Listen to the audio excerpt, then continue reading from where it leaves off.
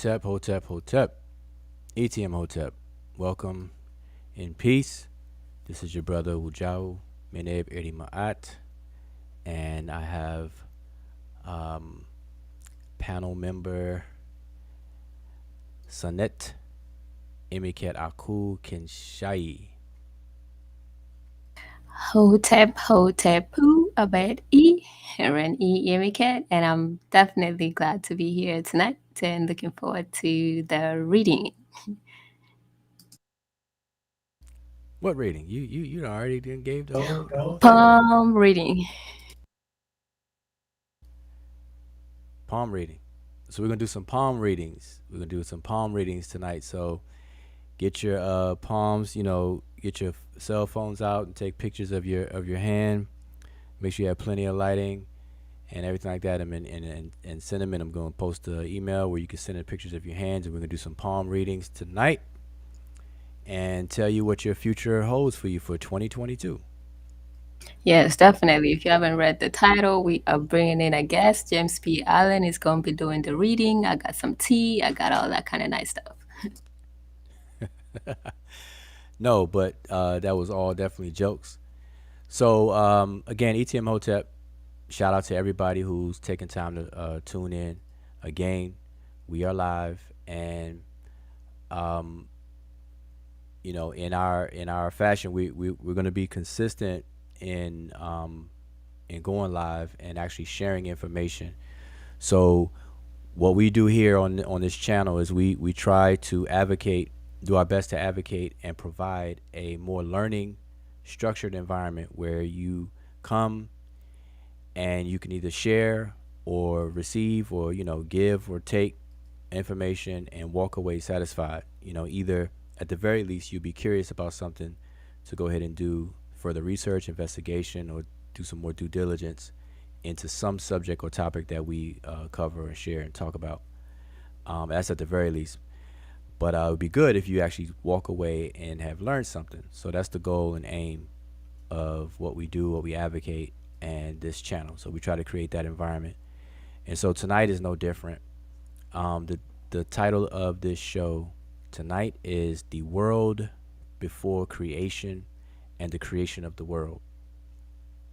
And so what we're going to do is there's been, recent conversations regarding this topic, and I realized recently and, for quite some time that there are a lot of us who are just not familiar with these topics and the text that are behind it, behind all the topics. People, you can Google and do Google searches for certain things, and you'll get surface information. You'll pull up websites written by who knows who, and then read things. And end up being confused about a lot of this stuff. So what I want to do tonight is pull up an actual book, a textbook.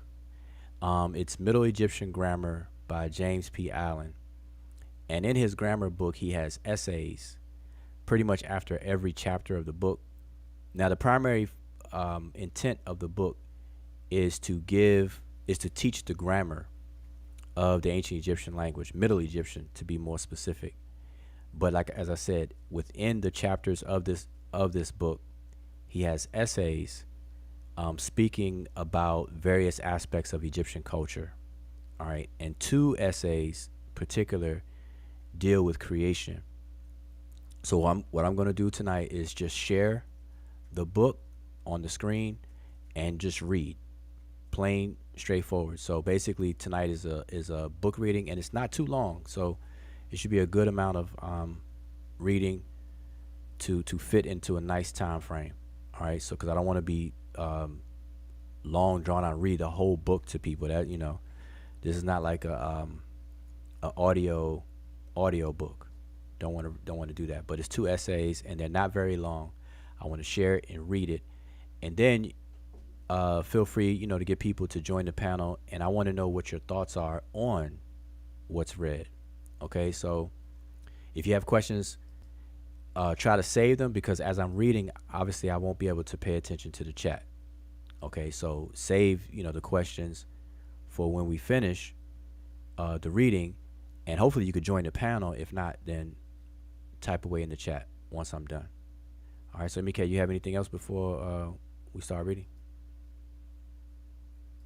Nen. All right. So first, let me say again, I appreciate everybody who's tuned in, and ETM Hotep again. I've already explained what Hotep means as it relates to what we do and how we try to apply it in the ways that we do. So check out our video from last night for that, and even the video before that.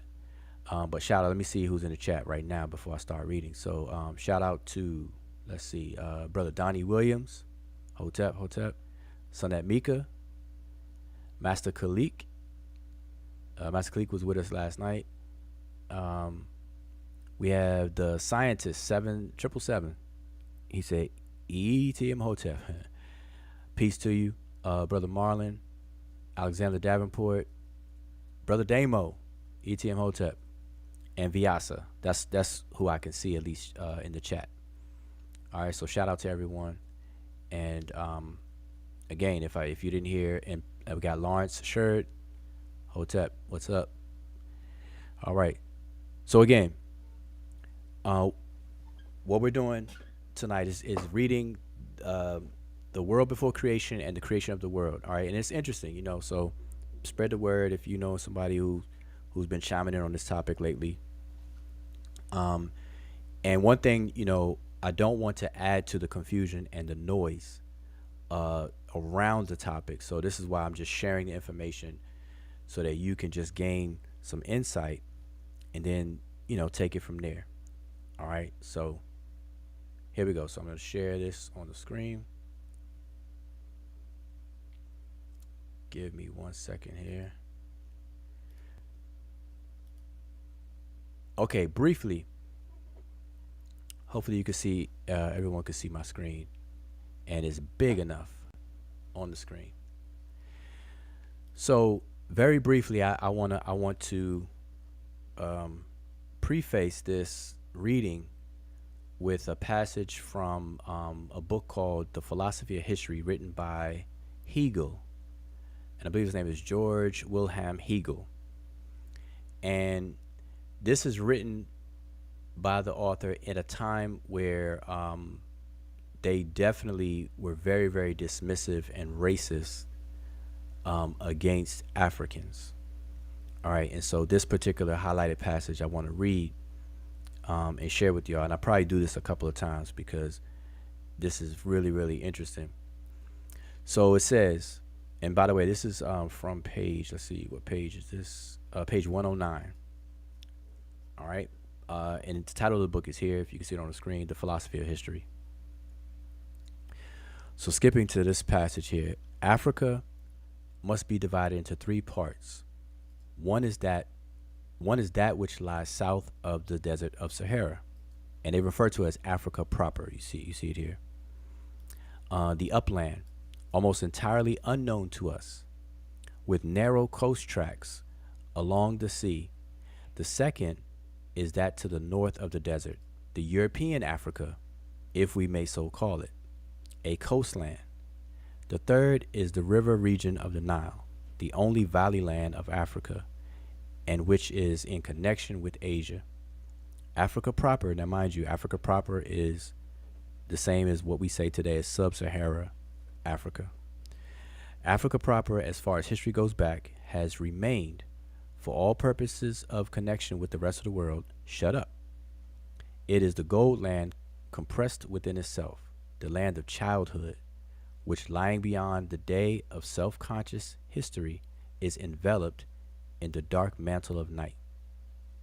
Now, this is how they're describing inner Africa, south of the Sahara, sub-Saharan Africa, and its people. Skipping down, it goes on to say, a peculiarly African character is difficult to comprehend, for the very reason that in reference to it, we must quite give up the principle which naturally accompanies all our ideas, the category of universality.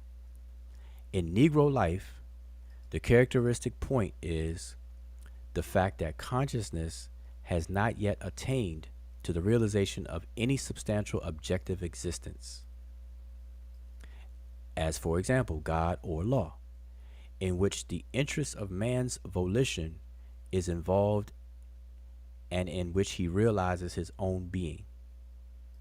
So he's saying that these sub-Saharan Africans are incapable of realizing their own being and a substantial objective existence outside of themselves.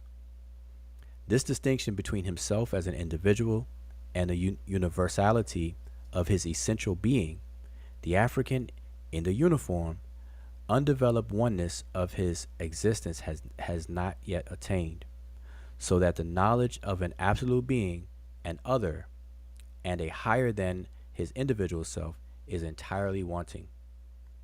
The Negro has already, as already observed, exhibits the natural man in his completely wild, untamed state. You see the description they're giving? We must lay aside all thought of reverence and morality, all that we call feeling, if we would rightly comprehend him. There is nothing harmonious with humanity to be found in this type of character. The copious and circumstantial accounts of missionaries completely confirm this, and Mohammedanism appears to be the only thing which in any way brings the Negroes within the range of culture.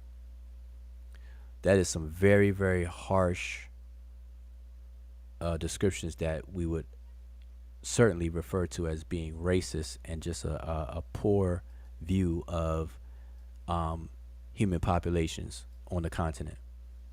All right. So I share that because this represents an attitude. This represents a thought, a process, a theme, an attitude of people in that day and time. Okay. And so I want to share one other thing and then we'll go to read.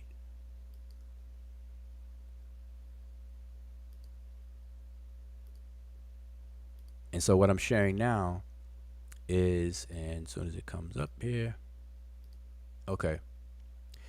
So what I'm sharing now is a Wikipedia article. All right. The article is entitled Timeline of Cosmological Theories. And I'm not going to read the whole article. You can definitely go to Wikipedia and type in this title and it'll pop up right for you. What I want to highlight though is that this article gives a chronological timeline of different cosmological theories. And so it starts in the 16th century BCE and it goes all the way until today. 2020. Okay.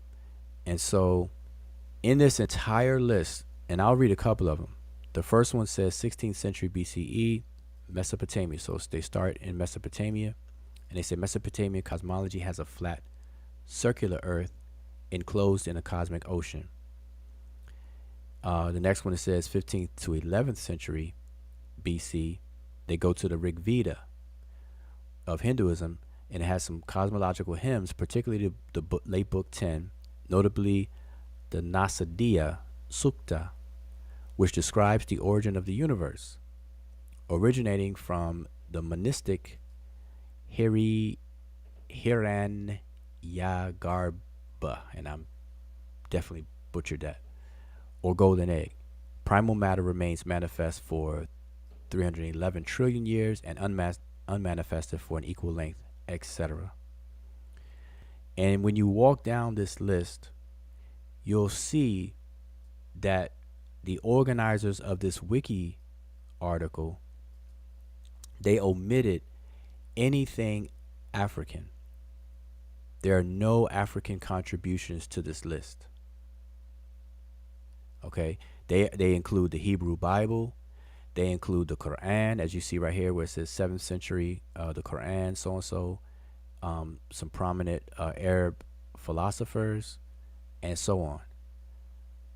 But there are no African contributions. And we know that Africa is a very, very, very big continent with a lot of people, a lot of diverse people. But they're not represented on this list. Okay? And so I'm connecting the absence of African contribution on this list with the mindset of what we read from Hegel, um, the philosophy of history, where that mindset is there, where people believe that Africans are, I guess, in a summarized word, just dumb, just flat out dumb, wild, untamed, don't have feelings, and can't realize anything outside of the individualism,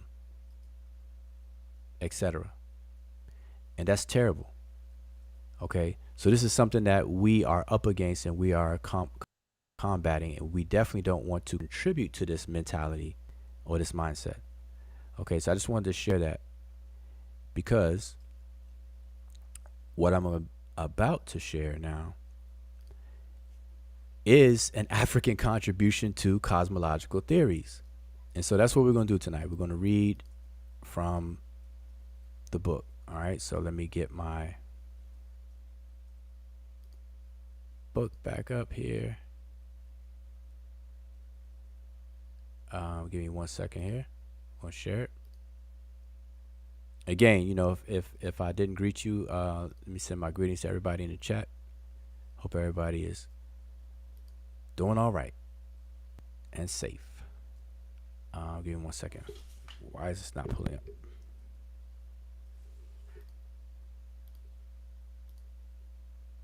Okay, here we go. I knew we were going to have it. All right, here we are. So hopefully everyone can see it and it's big enough on the screen. Type into the chat if you need to make it bigger. Let me see if I could just go ahead and do that now. Okay, that is huge. I think that's too big. It's too big for me. All right, so I'm gonna read through this. So bear with me, and I put the link.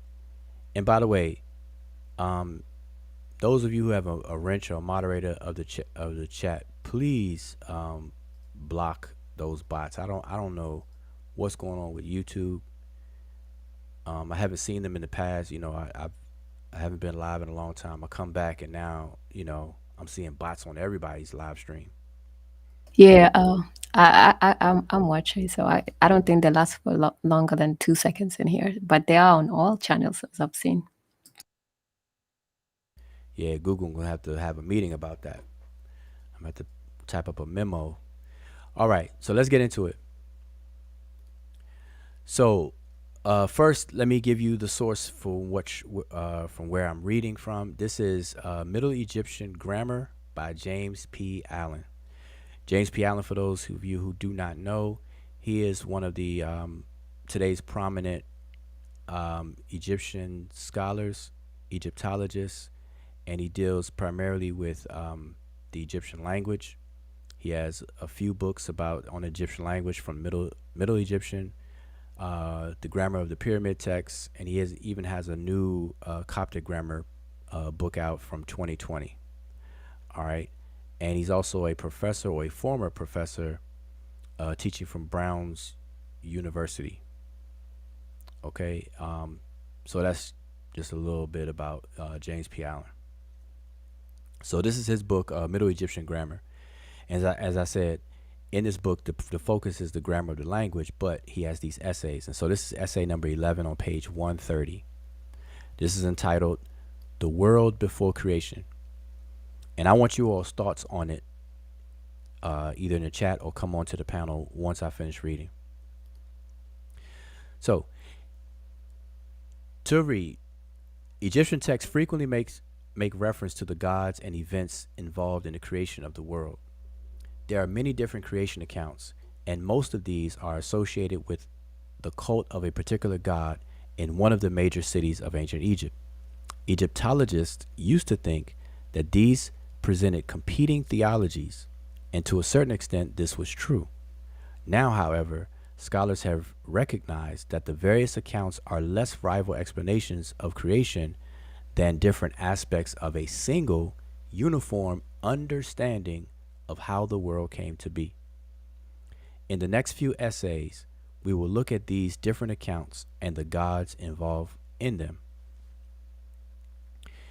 In Egyptian, the creation was called Netcher, which means the time of the god, or more specifically, Ra, the time of Ra, but also Netcheru, the time of the gods. This reflects the Egyptian view that the creation involved both a single creator and the other gods as well. It was a cooperative effort among all the forces and elements of the universe. All right, there's certain things I'm just going to highlight: forces and elements in the universe. Before the world was created, the universe was a limitless ocean whose waters stretched to infinity in all directions. And I'm gonna highlight some words because I may elaborate later on, or somebody can remind me and bring me back to them. The Egyptians called this ocean Nu, or Nui, meaning the watery one. Like the other elements of the universe, it was a god, Nu, and later Nun, who was often called It Necheru, which means father of the gods.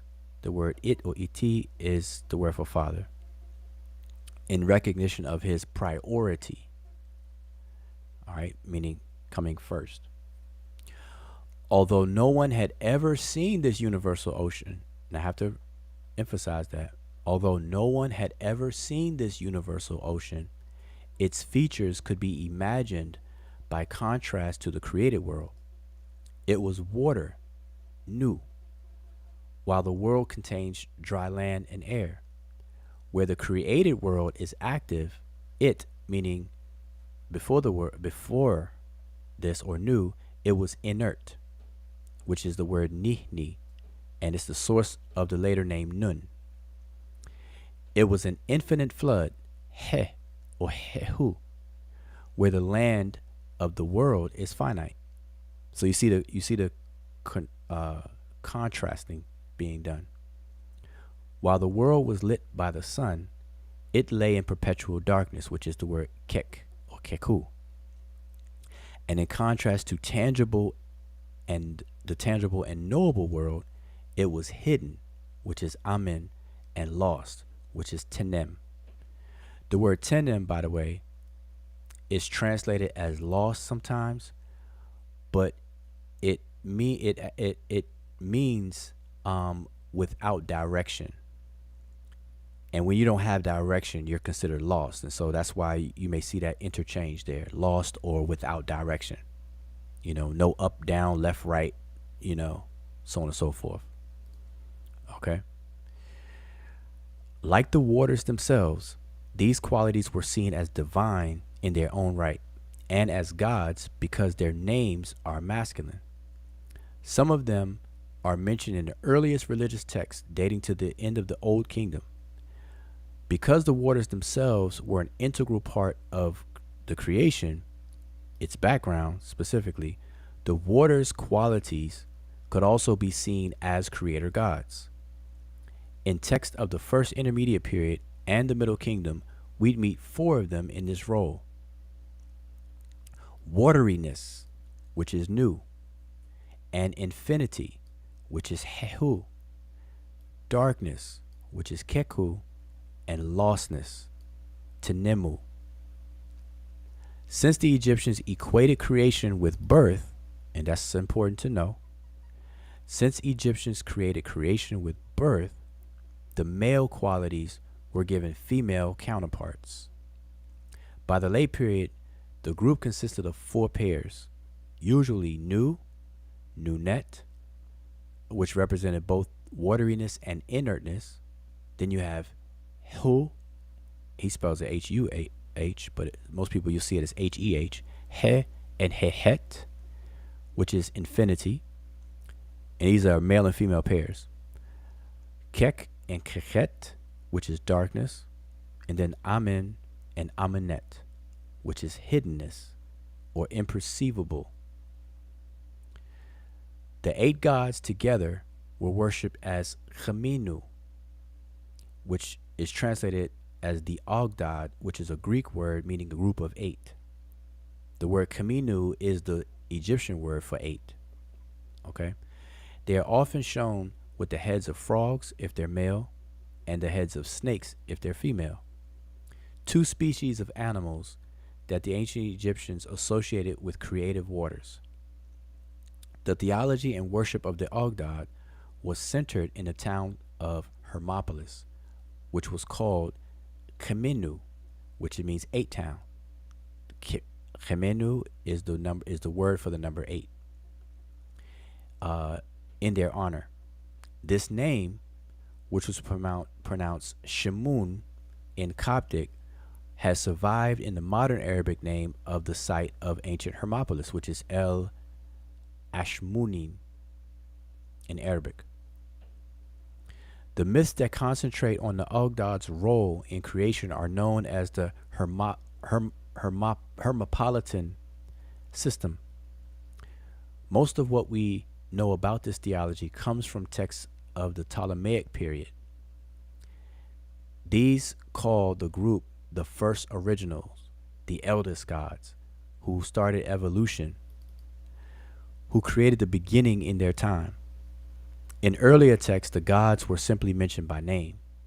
Although we lack early accounts of the Hermopolitan system, however, it is likely that the theology we meet in the Ptolemaic text existed already in the Old Kingdom, since the name Kaminu, 8 town, dates back to the 5th dynasty.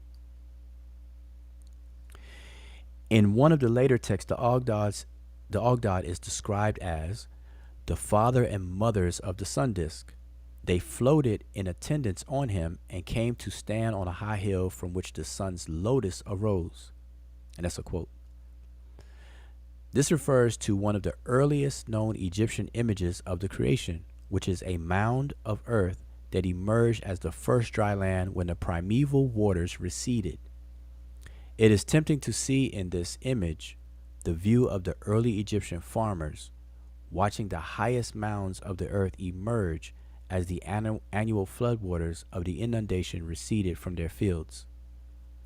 Just as the Nile's inundation left the land fertile and ready to grow new plants, so too the universal waters produced new life on the primeval mound in the form of a lotus from whose blossom the sun emerged for the first time into the world to give, quote, light after the darkness.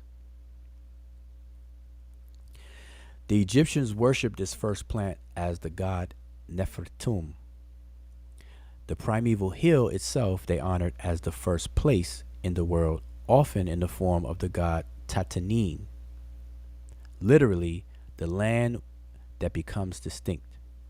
And just as a side note, Tanin, Ta is land, and Tanin is a word that means to distinguish, to become distinct from something else. And so hence the meaning, the land that becomes distinct.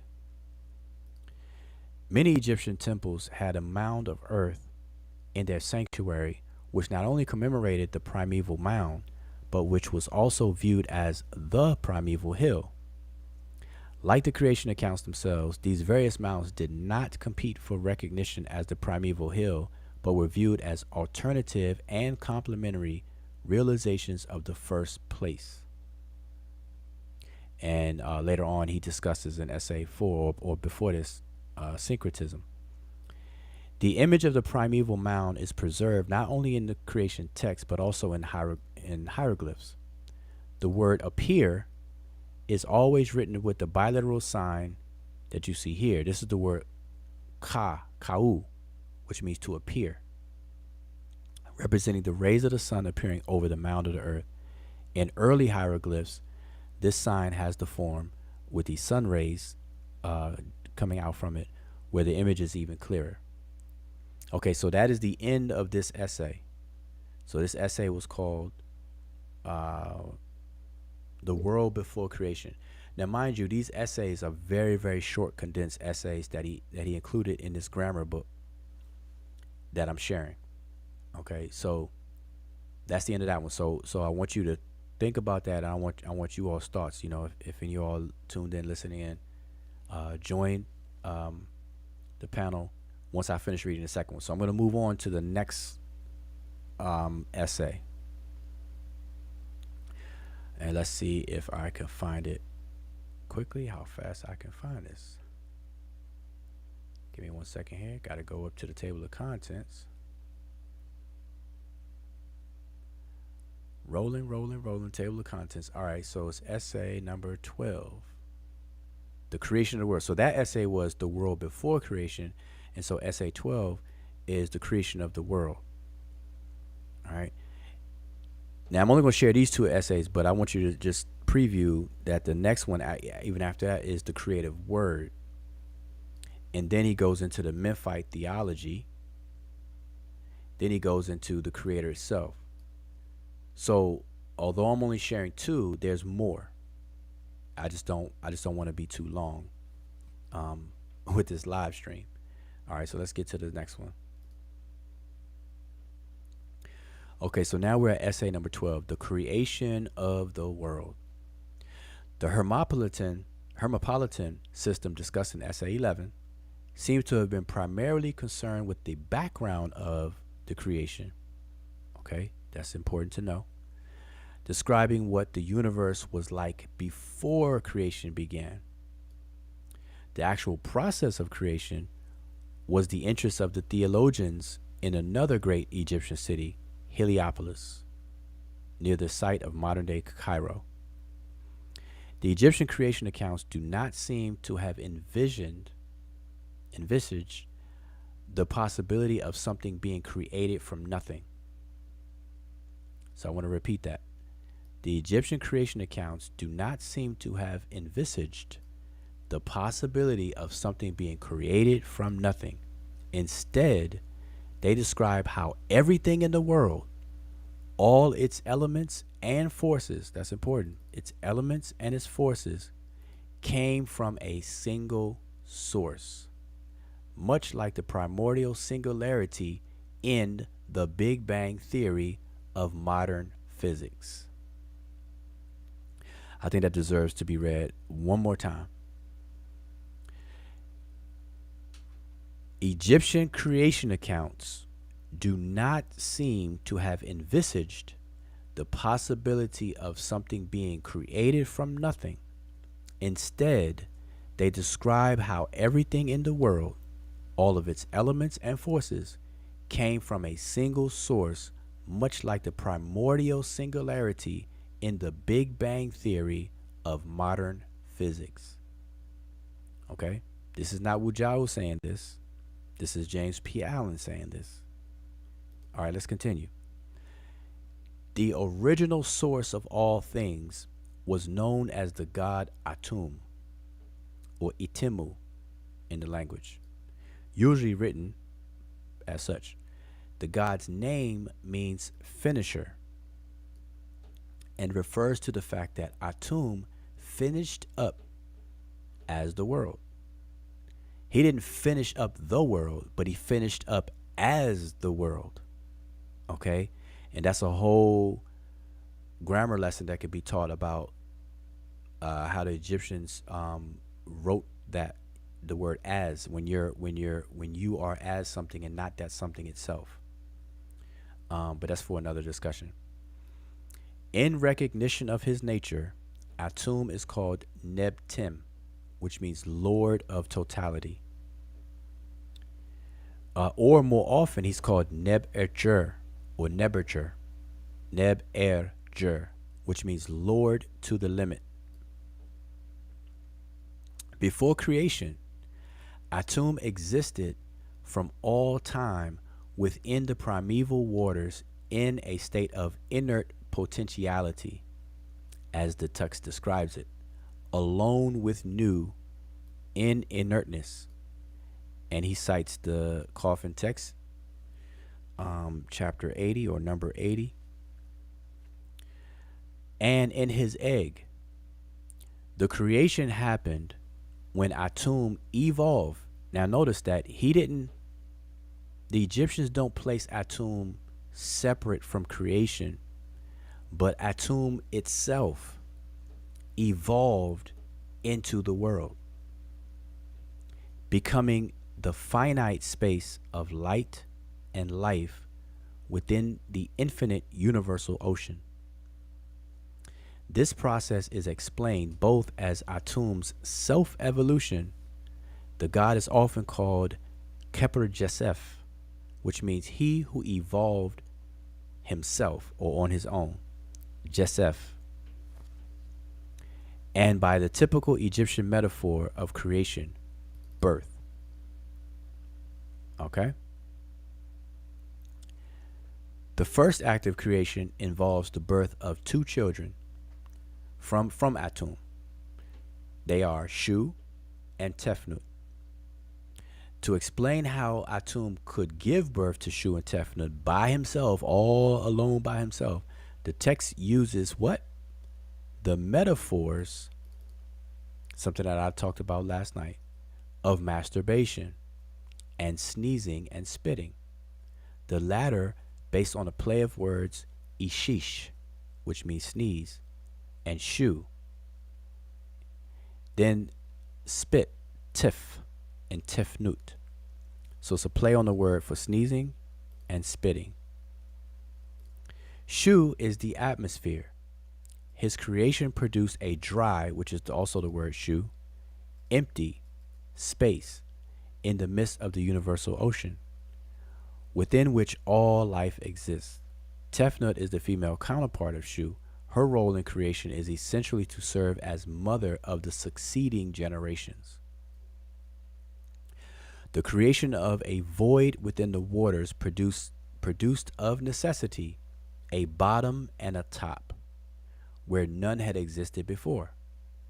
These are Geb, the earth, and Nut, the sky, which are the children of Shu and Tefnut.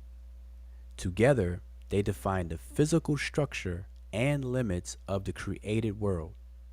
In one text, Shu says, I have lifted my daughter Nut atop me, that I may give her to my father Atum in his utmost extent. I have put Geb under my feet, and that God is knotting together the land for my father Atum. The creation of the world's physical structure produced a place within which life could exist. The children of Geb and Nut are the primary forces of life. Osir or Osiris, and after, the power of birth and regeneration. So Osir, the power of rebirth and regeneration. Then you have Isis or Aset, the principle of motherhood. You have Satuk or Set, the force of male sexuality. Then you have Nephthys, the female counterpart of Satuk or Set. Together, Atum and his 8 descendants are known as the Ennead or Enid, a Greek word meaning group of 9. This is a direct translation of the Egyptian term Pasejet, which means group of 9. The Egyptians understood this term figuratively. Here it is again. This is something I emphasize all the time. Figuratively, metaphors, etc. The Egyptians understood this term figuratively as well as literally. When the gods of the Ennead are named, they occasionally amount to more than 9 gods.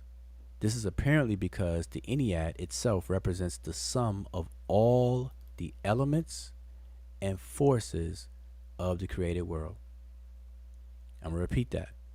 The Ennead itself represents the sum of all the elements and forces of the created world. In early religious texts, the word Pasejet, Ennead, is written with 9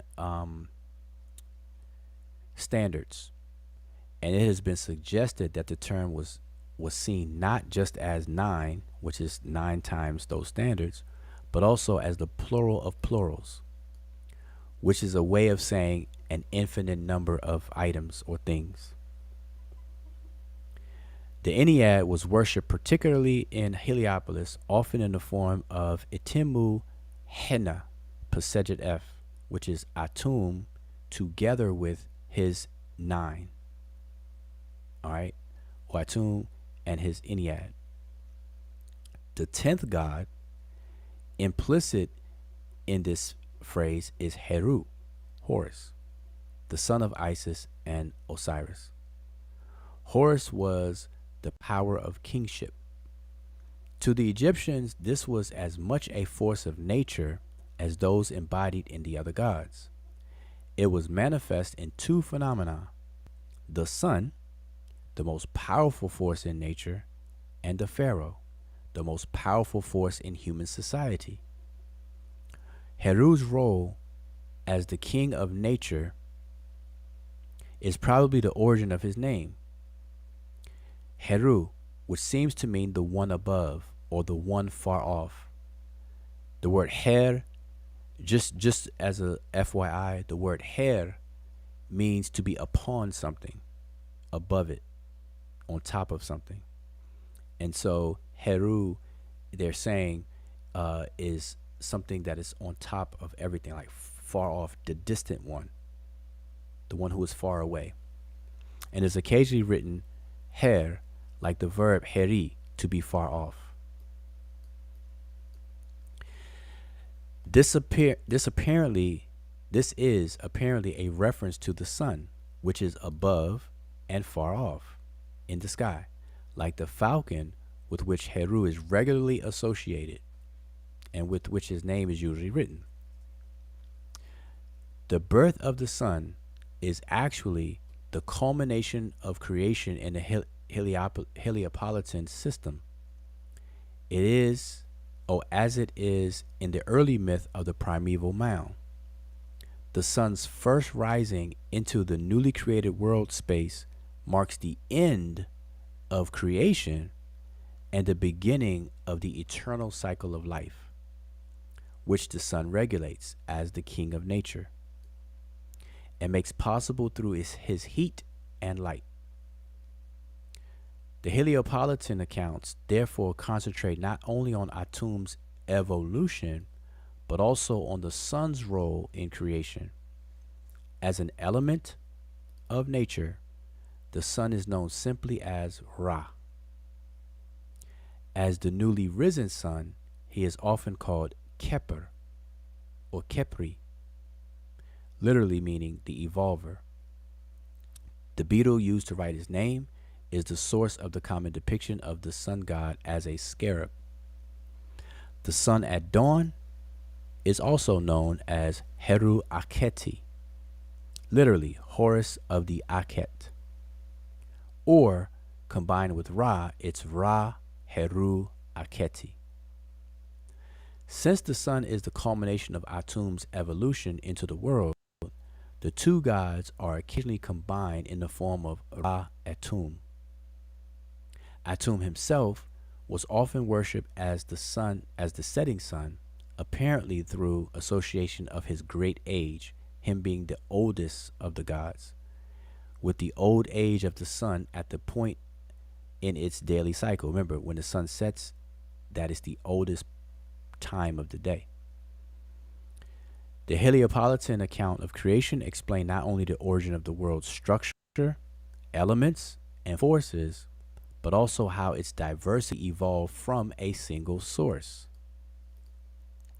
Atum's generation of Shu and Tefnut are described as when he was one and evolved into three. That's key. The Ennead itself is a metaphor of both physical relationship and dependency. Atum's giving birth to his children is a way of explaining how the elements of nature come from a single physical source. Just as children derive their substance from their parents. The Ennead's generational scheme reflects the logic dependency of its parts. The creation of a void in the waters, which is Shu and Tefnut, produces the bottom and the top, which is Geb and Nut, and the void in turn makes possible for forces of life, which are the rest of the children. Although it is explained in generational terms, the Heliopolitan view of the creation is therefore less a step by step account than a kind of Egyptian Big Bang theory. Let's rewind that. Although it is explained in generational terms, the Heliopolitan view of creation is therefore less a step by step account than a kind of Egyptian Big Bang theory in which all of creation happened at once in the moment when Atum evolved into the world and time itself began. One Middle Kingdom text actually reflects this view of creation when it describes Shu as the one whom Atum created on the day he evolved. And that's the end of that essay. And that's the end of what I wanted to read and share for tonight. So hopefully everybody understood what I read. Hopefully I read it clear for you all and I didn't rock you to sleep. But I'm going to keep this on standby if anybody has any questions about this. And I posted the link to the panel in the chat. If you have questions or comments, join the panel or I can monitor the chat now. So let's go forward. Let's move forward. Anybody got any questions? But let me highlight it. Let me highlight a few things. I see I see hold on, let me take this off the screen.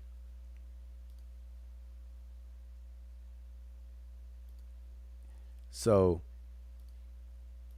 hold on. What can I do here? Okay, here we go.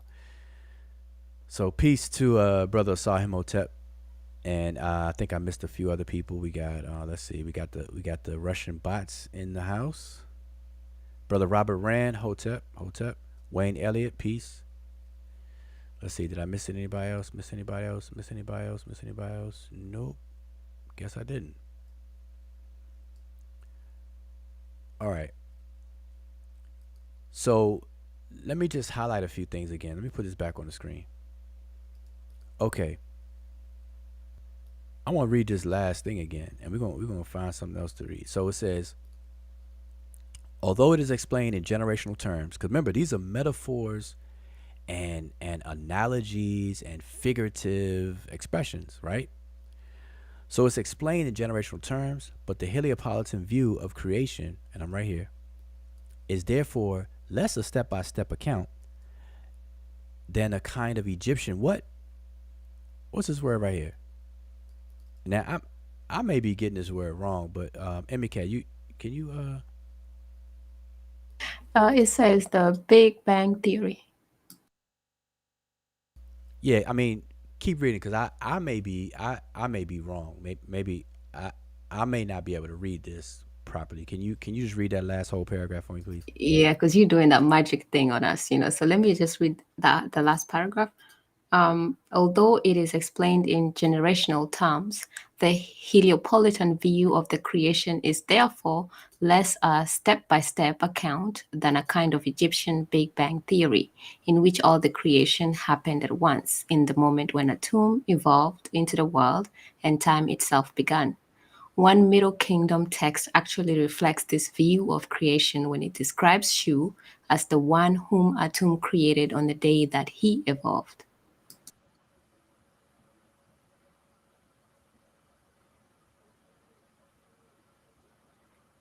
I cannot be heard. I appreciate that, Emiket.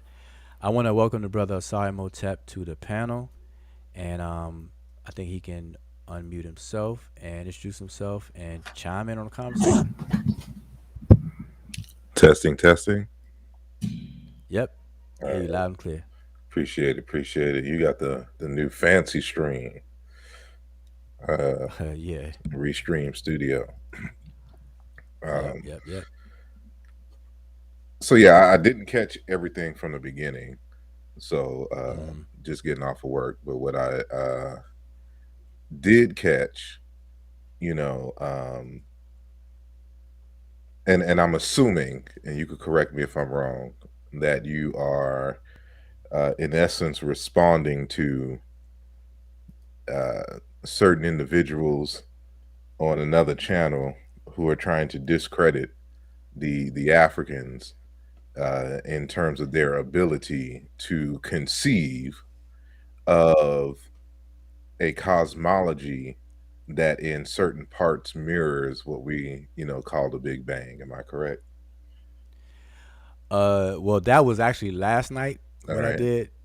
So, but you're correct. In regards, like what I'm sharing today is just to actually cite a source. So I read from Middle Egyptian by James Middle Egyptian Grammar by James P. Allen. These two essays, so that people won't think that I'm making this up or that even you were making these things up. That is coming from a prominent scholar in the field of Egyptology, but yes, it is touching on the topic without really getting caught up in the noise of the topic. I'm just trying to advance it forward, for people who actually want to learn, Yeah, it's a shame though, because if they get wind of this conversation and the position change, you know that it is only because a white man said it, and not Right, because because if we argue these points, then it's blackology. But right, right. you get what I'm saying? So like, but I just want to kind of re-emphasize what I stated in the chat, and that is that was if this conversation did spark from that conversation, uh and I guess you said you replied to that last night, so this is just Yeah, in continuation but separate unto itself, so that I yeah, understand. But to for those who may not be aware, I wasn't even part of the initial conversation, from which brother Ben of the Mostly Warrior Clan and brother Sean, uh M- Sean was reading or doing a presentation stating that the Bantu cosmology, as expressed by Foucault in his text African Cosmology of the Bantu Congo, uh, mirrors in many respects the Big Bang Theory, and that they had their own essentially Big Bang Theory. And so I think Sean and brother Ben, was arguing with Unc and the rest of the pseudo killers, and I was doing a live myself, and so brother Sean came on later for the question and answer, and he brought up that issue. So I got a call from Unc later on in that week, and I was explaining that Sean is essentially correct, and he's like, you got to prove that, come on the show. So of course, I came on the show and said what I said. But what I forgot to do, I don't think I had time to do it though, was, and now I'm going back to my comment in the chat, to link the word kalunga to atum. And I think I'm gonna do probably like in the middle of the day. I'm gonna cite what you just cited, but only the section that is relevant in terms of atom.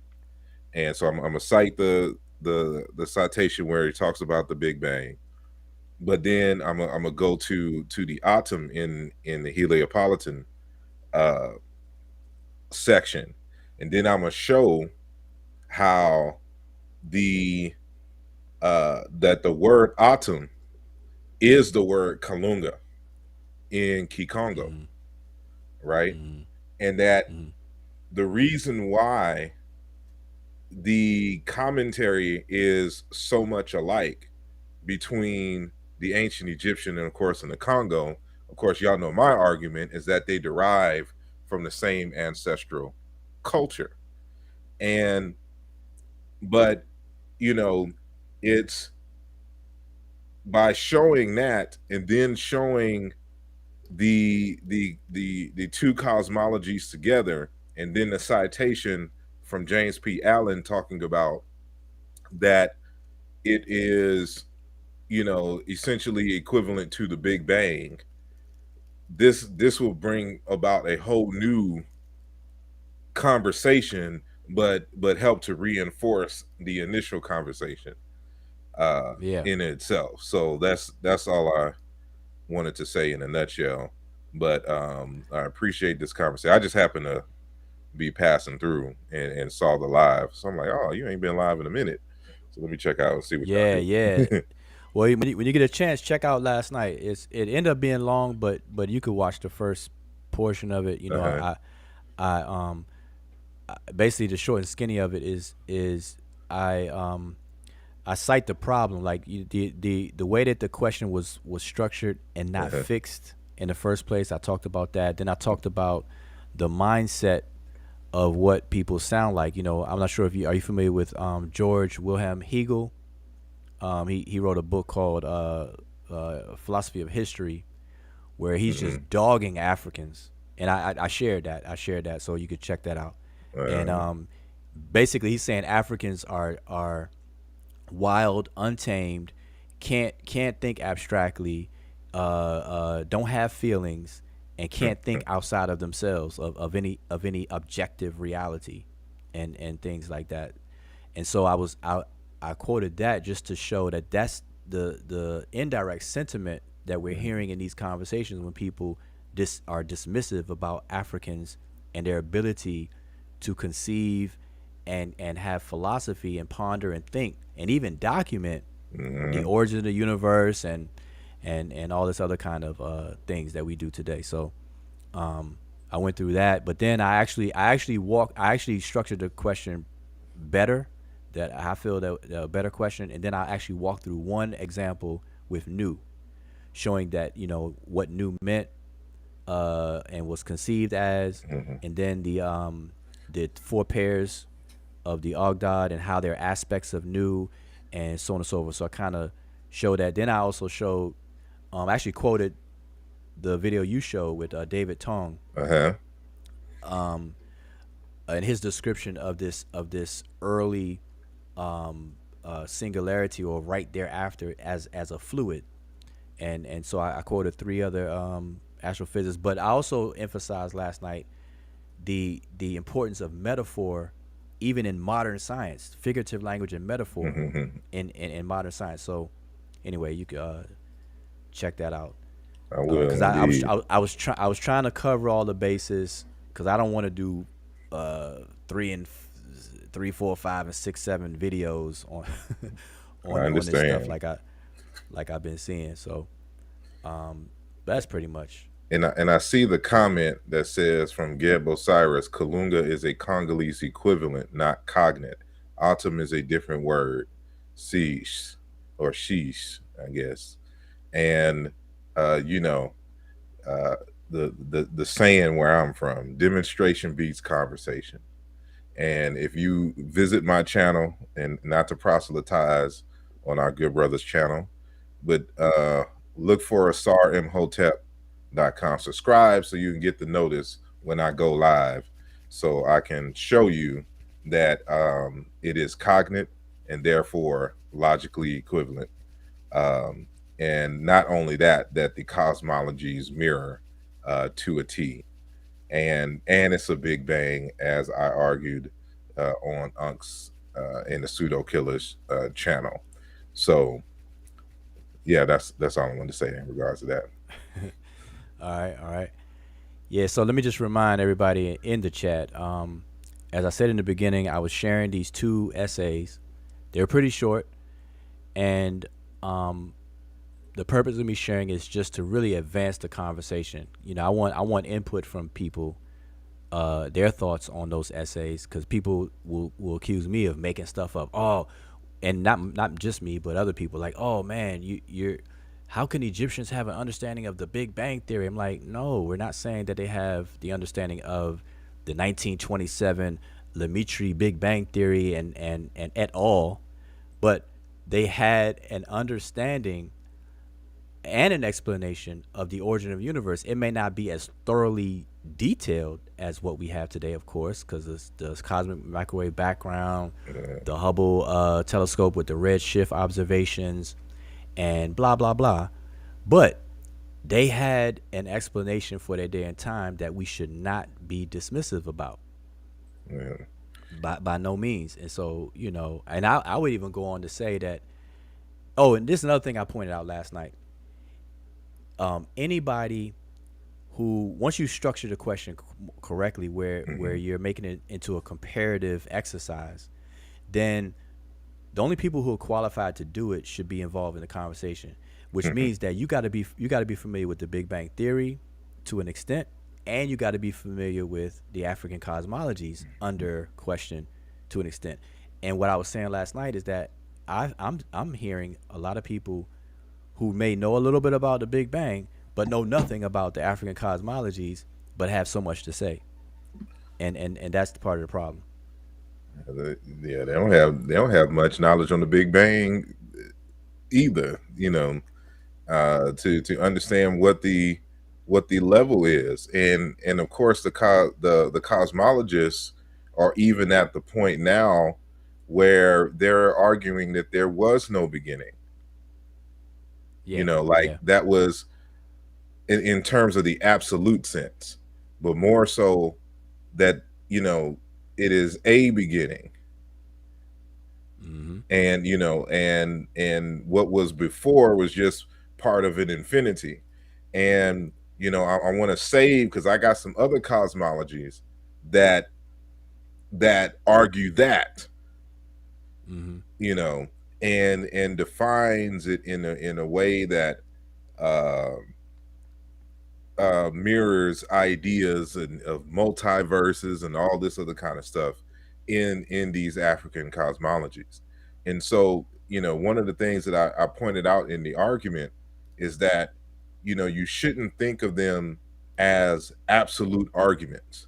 You got to put it in the context and the nuances, which is why I started off the conversation with understanding priestly language and initiation, and how they keep some information private, and then others they have for the public. But what's for the public is articulated in terms in which the layperson can understand, whereas the deeper, more abstractness of the teachings are given, saying, to those who are um the disciplined, for a lack of a better term, just like the disciples, those are the disciplined. and Mm-hmm. and so, not only that, you have to understand that uh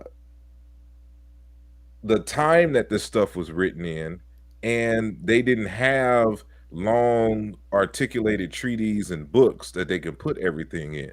So to keep it in memory, they had to use a creative way to tell the story, so that they can tell the story, and the next person can memorize it, and then use that as a mnemonic device, the myths, to remember the deeper aspects of it. And Mm, yep. so they don't know Africa, but want to claim only one part of Africa, West Africa, but even don't even know and respect their traditions to understand what is going on. But that's a different conversation. But Hmm. it's a shame. But even still, like, you have to, another point that I want to make, that I made then, is that you got to understand it in the context of, these are the hypotheses that the Africans generated. but they did not necessarily have the technologies to do the kinds of experiments or other types of deductions which would bring us to the space that we are at now when we're talking about cosmologies. And I believe that if the Africans had not experienced the transatlantic slave trade as well as the Arabic slave trade and the subsequent what is the word I'm looking for? Destabilization of Africa, Yeah, then we would colonization. be on a higher footing collectively in terms of the sciences. And so, we were in a sense arrested because of these destabilizing activities, but in many respects we were ahead of the curve even back then in terms of our conceptualizing of the beginnings and expansions and development of the universe itself.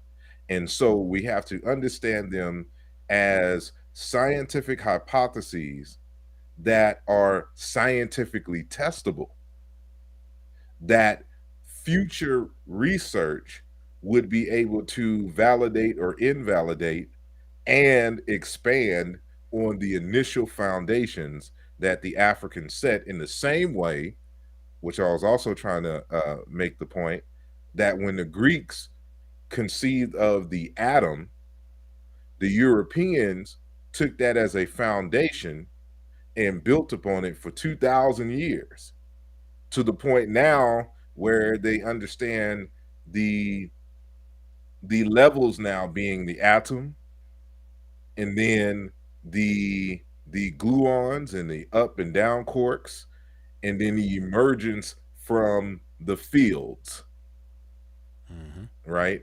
But it Right. all started with the conversation of the atom amongst the Greeks for Europeans.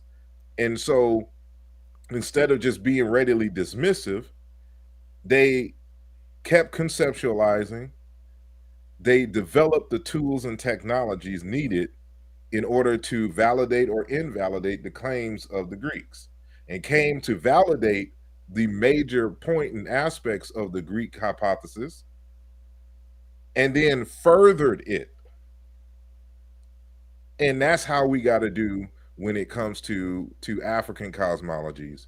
But with African cosmologies, it takes an extra step in being, conversant in the languages and understanding exactly what is being said and not treating them simply as child or children's myths. Exactly. And that's one of the points that I was raising on the part of last night when I was discussing figurative expressions and figurative language and metaphor, the importance of it, the power of it, and even the need of it. Hmm. You know, that's very important. I think that's missing because in my conversations with other people, um, that's definitely a roadblock for them because Mm. they think new was literal water, H2O. Yeah. They think that Shu and this and whatever in terms of Egypt, or even with Fukiao. I know that was a topic that came up. But what I'm showing on the screen right here, let me just make this big real quick. I'm not sure if you've ever seen this wiki article, but I showed this last night and today. Um, Mm-mm. I find it interesting, right? This is a wiki article on a timeline of cosmological theories, and if you go down, it's a whole chronology from it starts at 16th century BCE and goes up to the 2020, up to 2 years ago, and nowhere in this entire list, and I'm just gonna quickly scan through it. Watch, I'm gonna scroll Okay. slowly through it, through it. Look at all these entries of the highlights of the years and the contributors, et cetera, et cetera. All of this, there is not one mention of anything African in this entire list. They start in Mesopotamia, they go over to India, But hold they on, come they down don't to the even start with uh is it Sumer? I mean earlier Sumer, or just yeah they They go to Babylonia and Mesopotamia, but they don't say Sumer specifically, like with Tiamat and the Absu and you know those kind of stories with the Okay. creation either. But it's just interesting that what we just read from James P. Allen specifically uh, shows a you know he's likening it, the Egyptian creation account, to the modern physics model, the accepted model of the Big Bang. Mhm. And if he can do that, and many others have done it, at the very least, why isn't it on the list?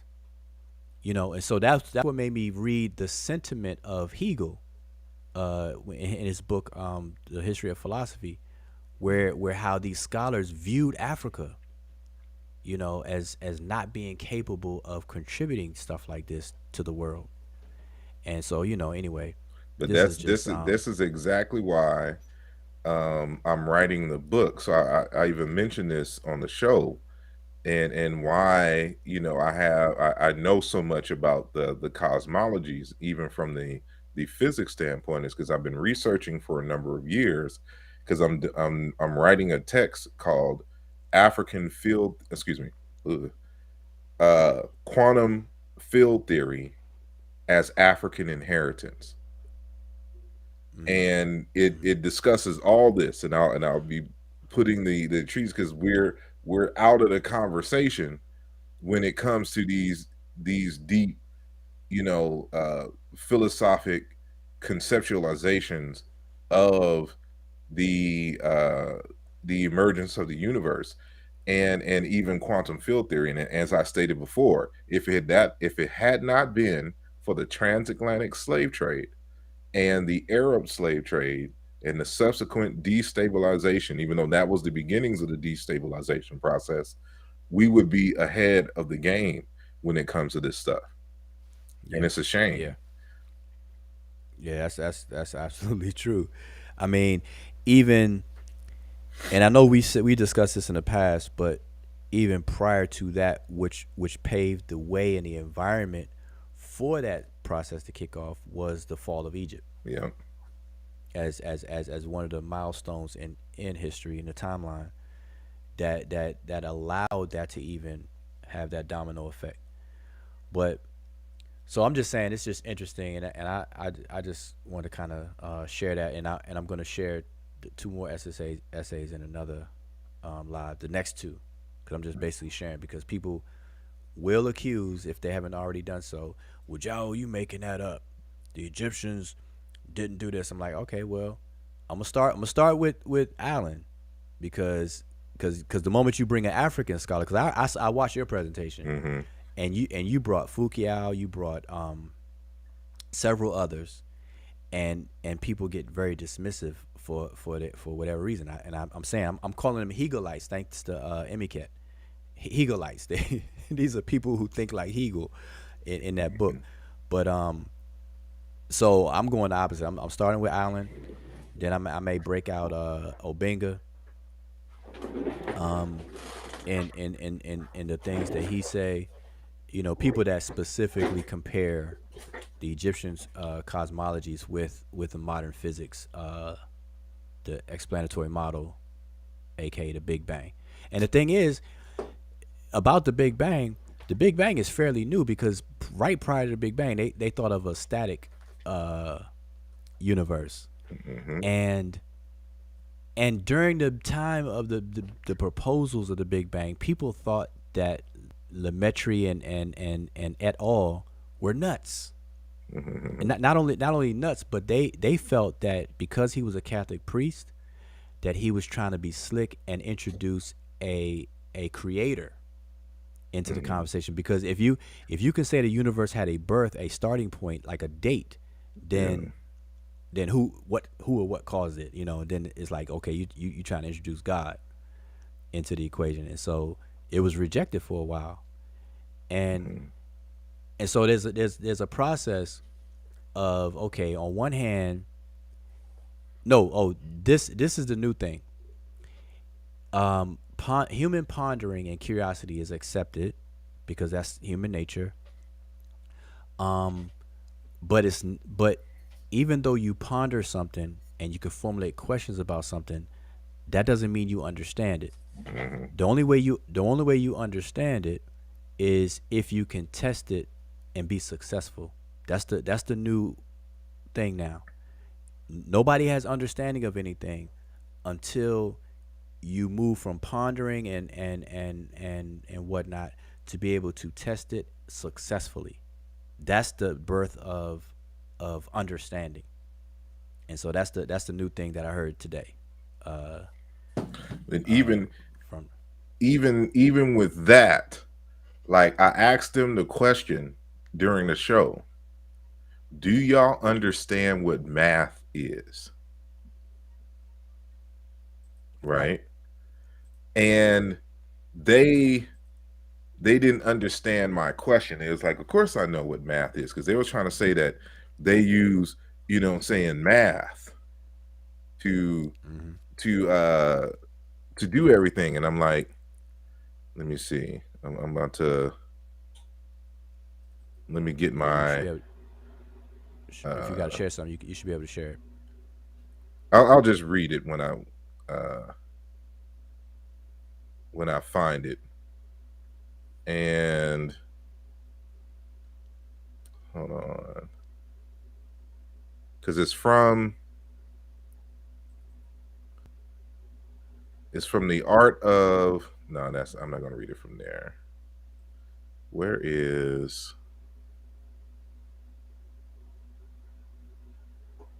hold on, where is my because when it comes to mathematics, dang it, now I gotta pull out. Look, I'm mad because I don't have my physical copy of the book that I cited it from, but it's from Dr. Eugenia Chang. You familiar with her? Nah, the name don't ring a bell. She's a mathematician, and she wrote a book titled Baking Pie, and not PIE, but simply PI. Oh, yeah, yeah, yeah. You Yep, familiar? yep. And Hmm. so in that text, she's kind of breaking down exactly um, what math How to is, and trying how? to help people to understand math. And Hmm. I think the way that she defines math is just excellent. And the here we go. And so it's the book is was published in 2015, so on page 10 if you have it. And so uh it says mathematics is the study of anything that obeys the rules of logic using the rules of logic, Hmm. right? So anything that obeys the rules of logic using the rules of logic. And what people don't realize is that these these things were not just made up out of thin air for a lot of these concepts for which the African cosmologies are birthed. They're based on logic. And so it is that combined with the fact that they have to find the language of their time to discuss what they have come in regards to logical conclusions. And what many people don't realize is that aspects of cosmology is mathematics.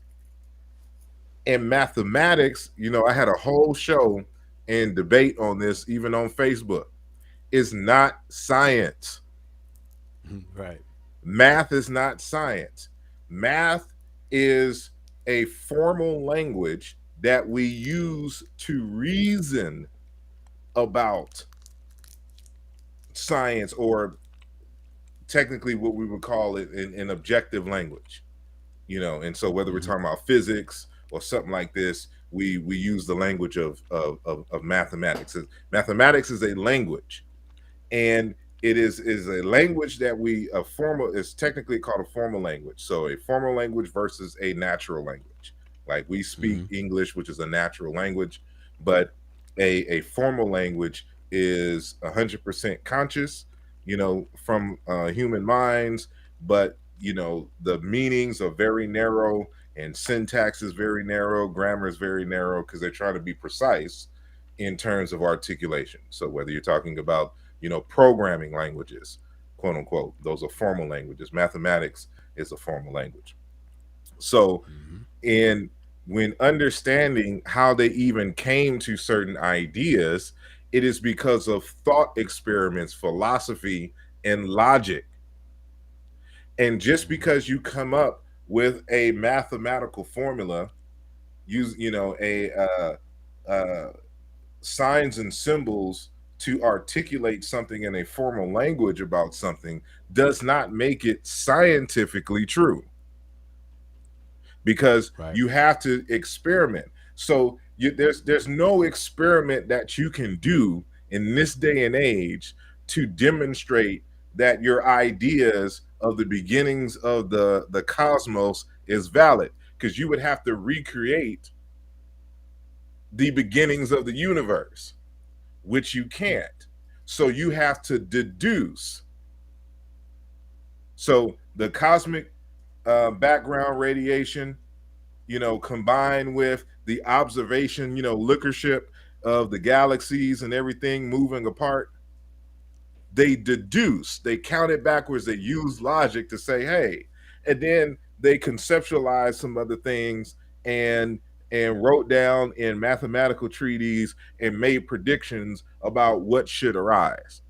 So it's that same Mm-hmm. kind of thinking that the Higgs boson emerged. And so the Right. the mathematics, the logic said, you know what, there should be another particle, and they named it after the guy who conceptualized it, Peter Higgs. And then 50 years later, when they were able to build a large hadron collider, were they able, under hundreds of experiments, to confirm the existence of the Higgs boson, which was conceptualized using logic, not science. And Right. so we have to understand how the role of philosophy and logic and argumentation plays in conceiving of the very ideas that need to be falsified or confirmed as a result of scientific experimentation. And so what Unc and them were trying to do was dismiss that process and think that scientists just starts experimenting out of nowhere, just start building technology without this particular step. And that's what was disheartening the most, is that if you're advocating science, you need to know this aspect of science, Yep. which is why Einstein is quoted as saying, that imagination is more important than knowledge, because you have to be able to conceive of of different ways of being and knowing, to even confirm if that is a reality or not. One of the things I stressed last night was I quoted from a book. There's several books under the subtitle of science communication, Mm-hmm. and so communicating science is equally important as actually doing the science, especially when you're trying to edify the public and the community and things. And so I showed that what you're talking about in somewhat way, even with science, it's not everything doesn't stop at science. It doesn't begin at science, like the actual act of Mm-hmm. science, and it doesn't even end there. So prior to the sciencey stuff is the logic, the inferences, the deductive reasoning, and logic tables and all of that kind of stuff, and formulating hypotheses, and that will usher you into the scientific process.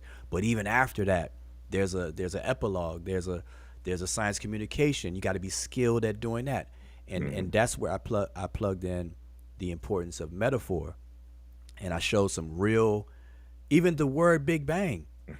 If we take it literally, it's a misnomer. But if we understand it as a metaphor, then it's cool, because we know that whatever took place, it wasn't big, it didn't go bang, it wasn't an explosion, and the way that a physicist describe it is that it is space itself expanding, not that something expanded into space. It's space itself expanding, and that sounds eerily the same as what the Egyptians say about Atum, at least, and Nu, but Oh, Atum. Go ahead. I'm sorry. You just reminded me, but go ahead.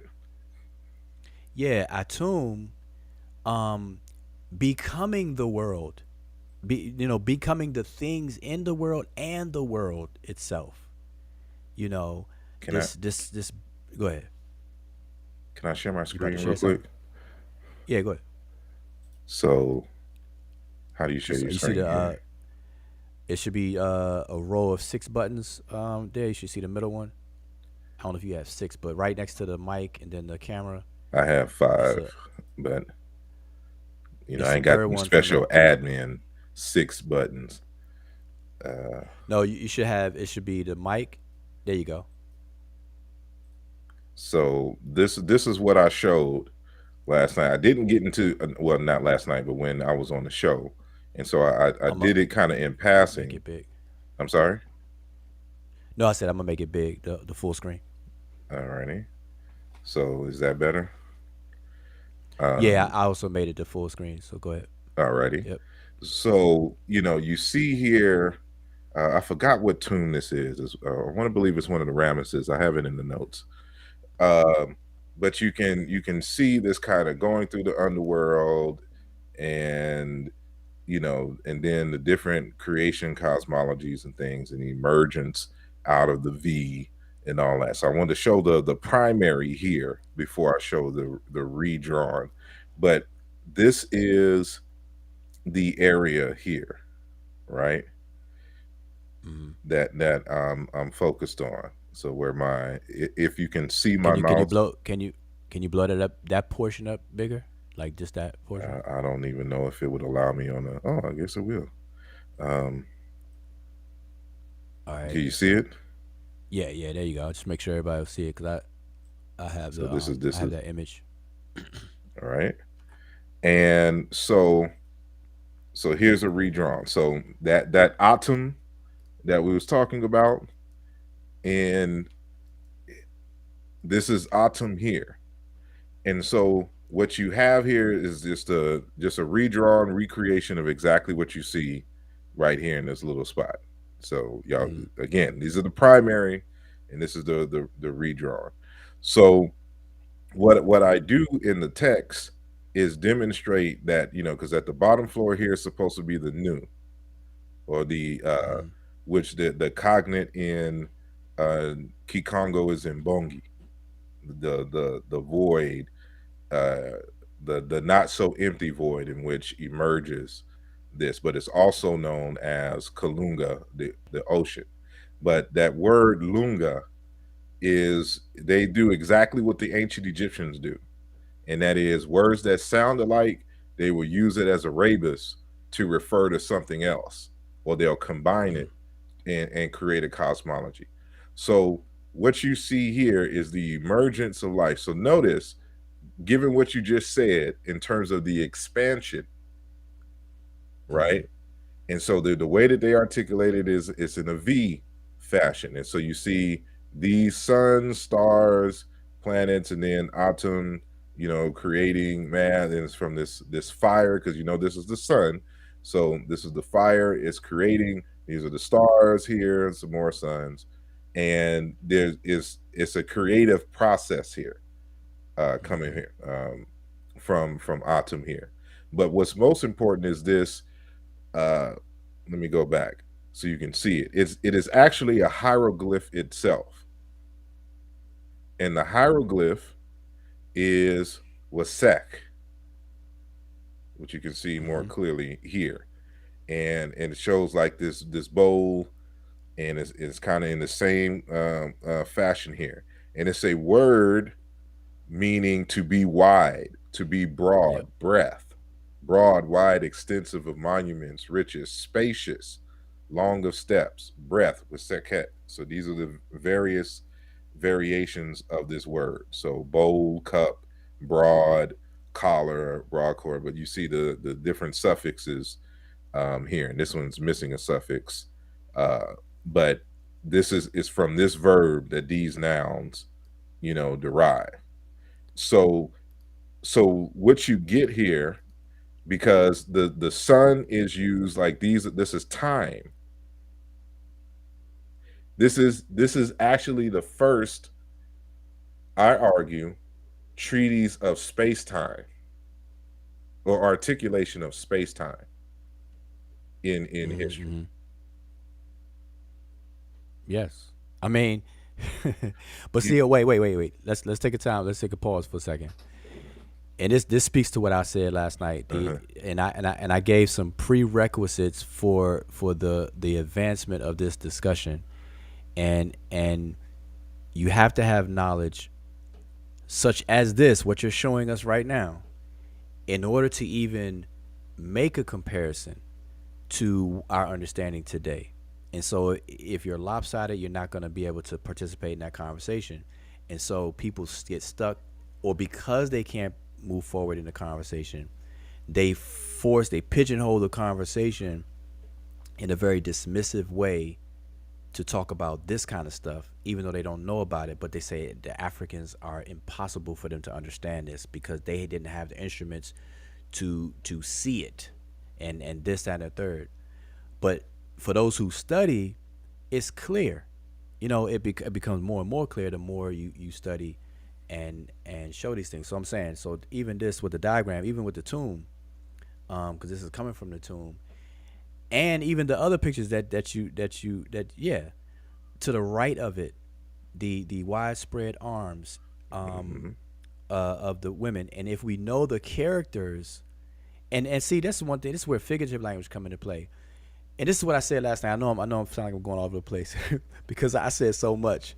But here's the thing: if you take the Big Bang Theory as it's told today, and basically the important part of that theory is the expansion of the universe, and then rewinding the clock of time, and how all matter that we can observe today comes back to this singularity. Basically, it starts to condense, come back to a singularity.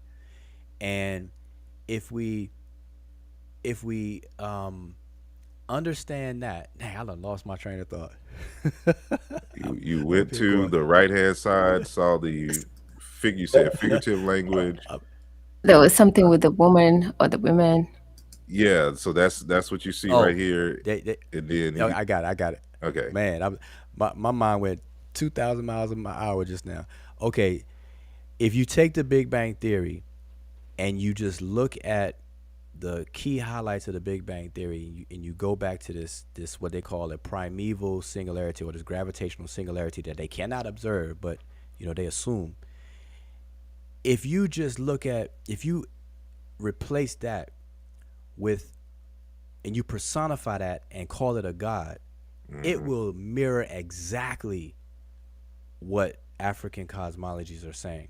And so the problem is the use of figurative devices of personification, of metaphors, of the different tropes and things like that, which modern scientists tend not to do, but ancient cosmologies did all day, every day. That was like the pedagogical method.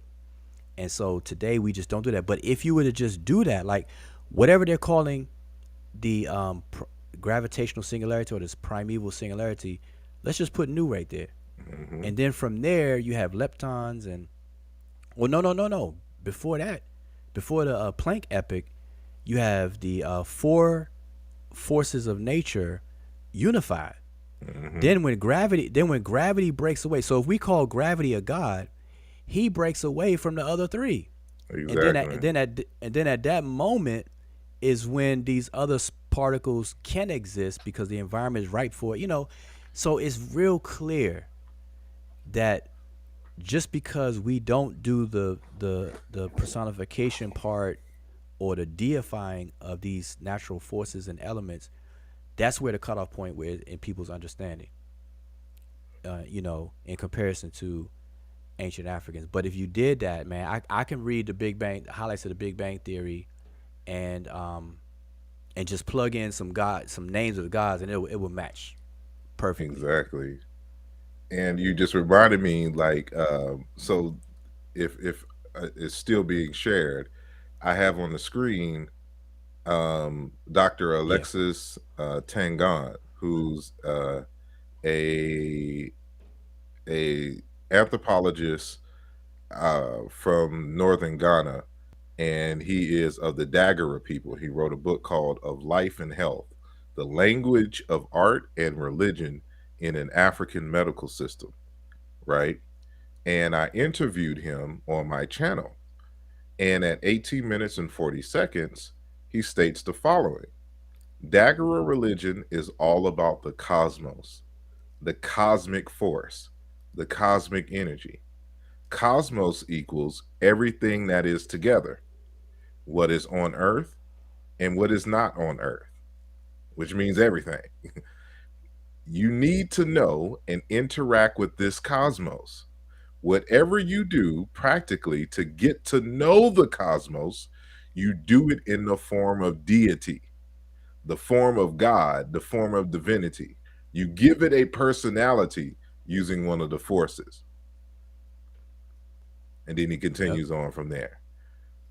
Exactly. Exactly. And if we were to take our modern understanding and did that, and I think that I guess just start doing that, just to bridge the gap, because there's a brick wall with it because of trigger words like God, Hmm. like the word creation, like the word spirits, um, and all of that.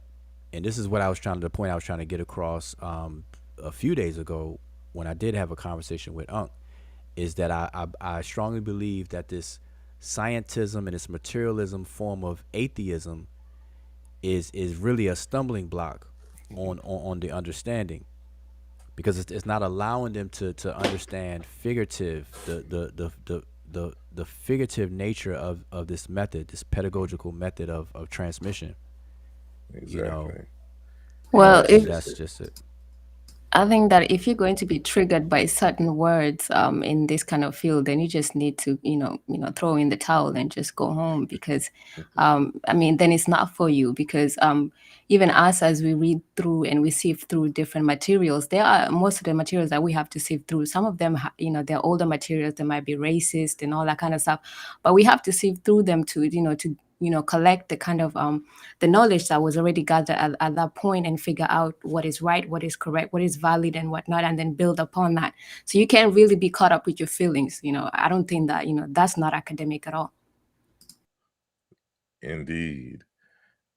And lastly, before I stop sharing, the the image that you see here. So remember that the Africans often look around them and they'll say, we've heard this expression before: as above, so below as above. So they're looking at, because they keep talking about you need these highly mechanized instruments to even come up with these hypotheses, which is not true. And like for instance, in this case here, you see the young sun god Heru emerging from a lotus, which is on top of a mer glyph, which we know can be a canal, a basin. It's just a source of water. And but when we look at the shapes, and here's another image of Tutankhamun's head emerging, out of the lotus, right? And so there's several different inspirations that can come, um, and which would allow the ancients to articulate and hypothesize in terms of the emergence of the world. And so they saw it in various different ways. So this is just one way here, in terms of this almost just like the V that you would see in the Congo, emerging out of the Kalunga waters here. But in many respects, it can also be argued that this is just simply, an upside down V in the form of a woman's womb. Like this is the canal space that widens and open up, and the child emerges and comes out. And then, of course, we know that when women uh, are pregnant, that the child is, submerged in water, the fluids or whatnot. And of course, when the mother is ready to give birth, the water breaks. So they notice that this water is at the source of the emergence of life. And so it is no so they conceptualize by way of logic that the universe had a similar, start. And so you see the same type of V in the articulation of the Big Bang that you find in Egypt and in Congo in this same manner.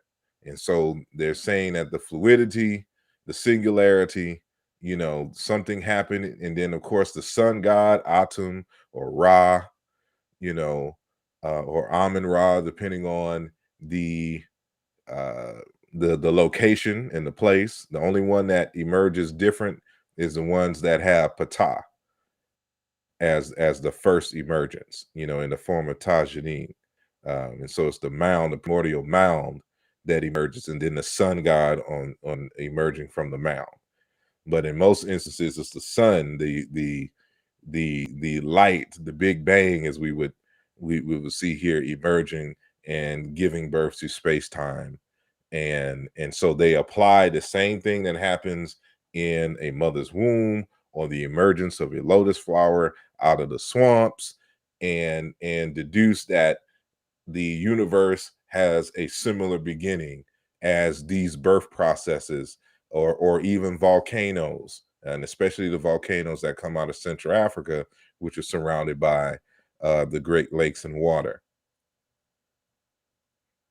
And so, this is something to consider when we're having, this conversation. Definitely. I actually used that image, similar image, as the thumbnail of last night's video Which one? with the visualization of the chronology of the Big Bang. Okay, The one National that you had Geographic one. sideways. Yeah, Yeah, I don't okay. think I used that exact one, but it was one Looks like something it. similar. All And right. yeah, Yeah. exactly like that, showing the moment. And I was putting in perspective, because maybe this is a different conversation to have, just to kind of share or educate people on the Big Bang, or just discuss it, is the time, like, the expansion of all these different particles and them coming into existence. Stuff, it happened within a fraction of a second, which is what astrophysicists and quantum physicists are, having these discussions and excited about. But to put in our perspective, like, if you look at the size that they proposed the universe was at a certain moment in time, like the size of a period on a computer screen, Hmm. and it to go from that size to 10 times the 27 in size in less than a second, Hmm. that's unfathomable. Yeah. And so it's exciting. Like, I can imagine, when they discover these things, what, their conversations. But that puts things in proper perspective of what's going on, and kind of appreciate, okay, these things are happening in spaces of time that we can't even conceive. Like, we can't even conceive a trillionth of a second something taking place, you know, and all this and that. And I think that people don't really appreciate what the discussion is about. And so much so that even ancient Africans, although they couldn't measure and put numbers to this stuff, like say, okay, the universe is 13.7 or 8 billion years old and all that kind of stuff. But like you said, they look around them and they had a very good way of comparison and contrasting, and being able to take one fundamental underlying principle and seeing how it can overlay with other things and then do the comparison, like you said, the birth of a child, um, Hmm. the metaphor of water, the fact that water can take the shape of whatever's container, and how they saw matter being like the thingy things in the universe as shapes, as Hmm. forms of this substance, and that's the way water behaves. And then then they go to the clay analogy and metaphors, Hmm. where Khnum comes into the play, the molding of shaping and stuff. And Yeah. so they don't need these high powered instruments and stuff like that. They can use these things. But at the Go ahead. same time, see, this is why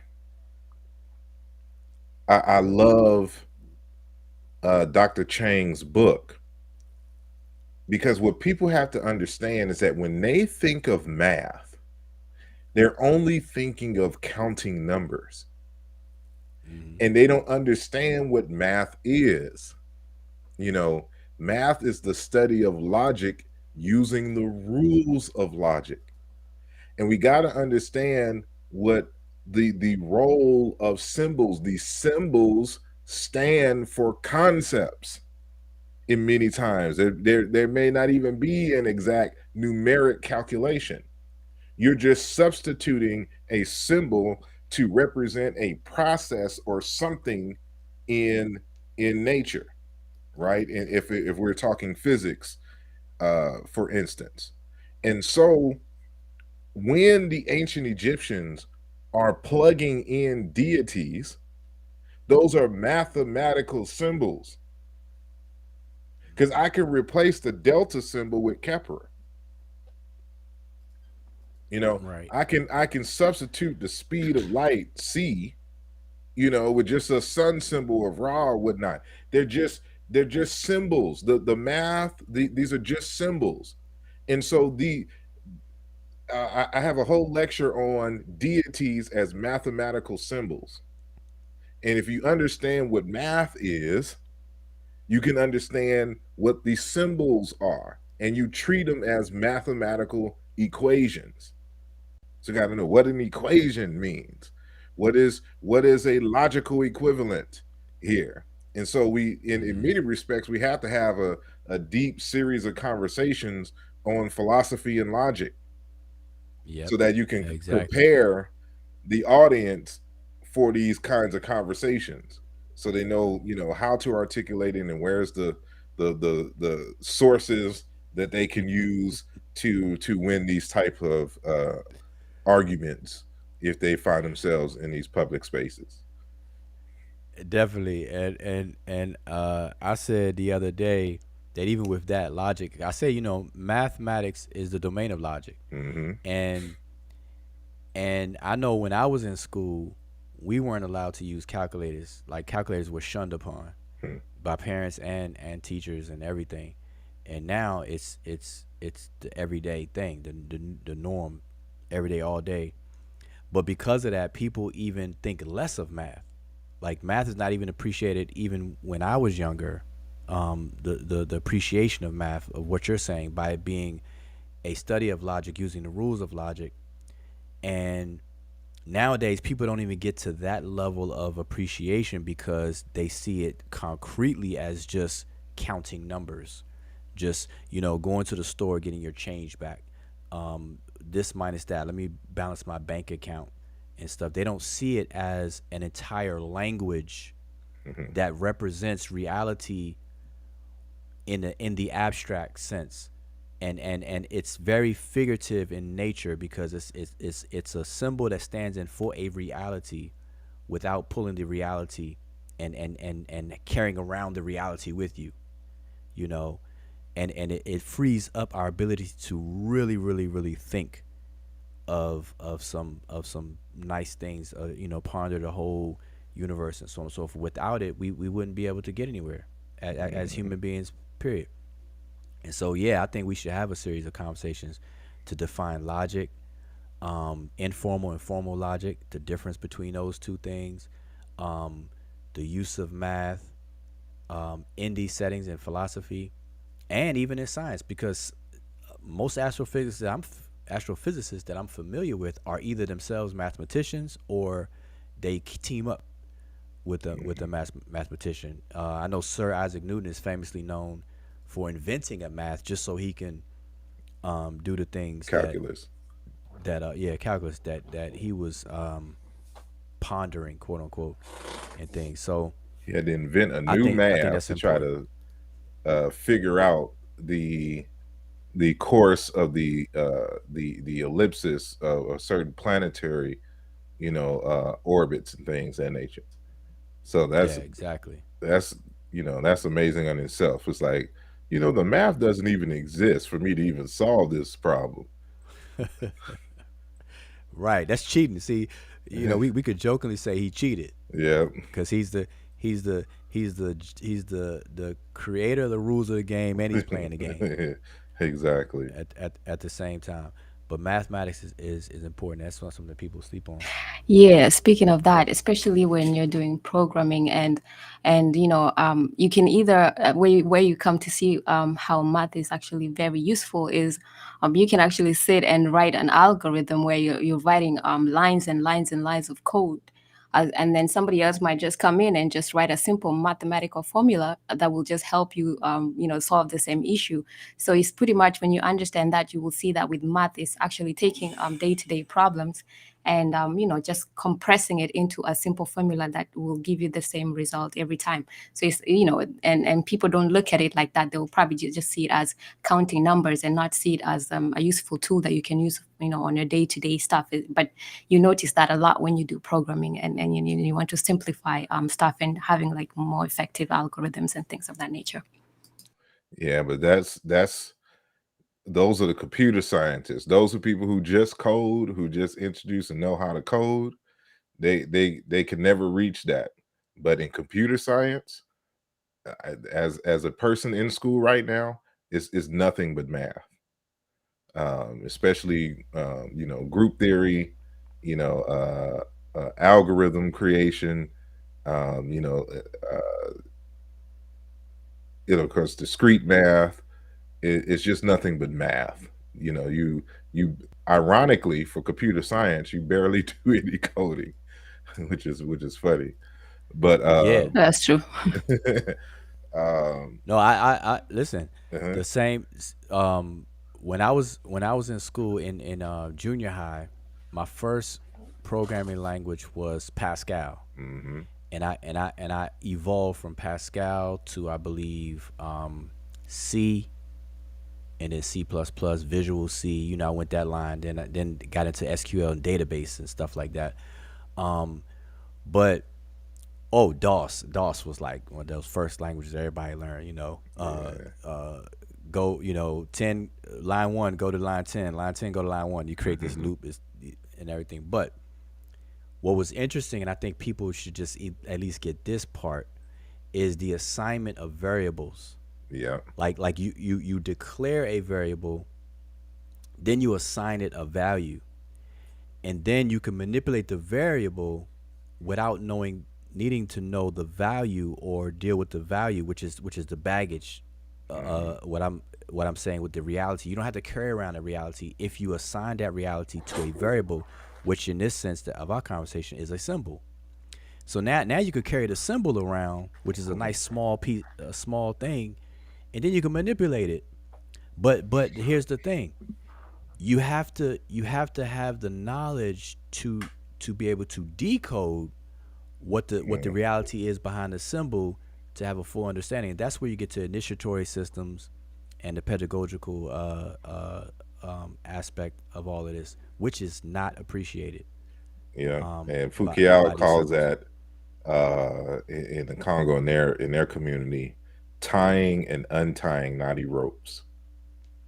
So to be the Yeah. ability to tie, because it ancient writing in Congo, And I believe that this may have been some of the first writing, what we would consider writing in communication, is the tying of knots, because I found that practice in China and in Native America, which lets me know that this is very old. But they would tie knots in certain configurations, and that would these would be messages, and then but it was only certain people who were trained to be able to untie, meaning to read the Decode. codes. Yep, decode, you encode know and decode. exactly. And this is what makes me think that this is another thing that I want to I've explored in the Luja Volume 1, but I want to go deeper.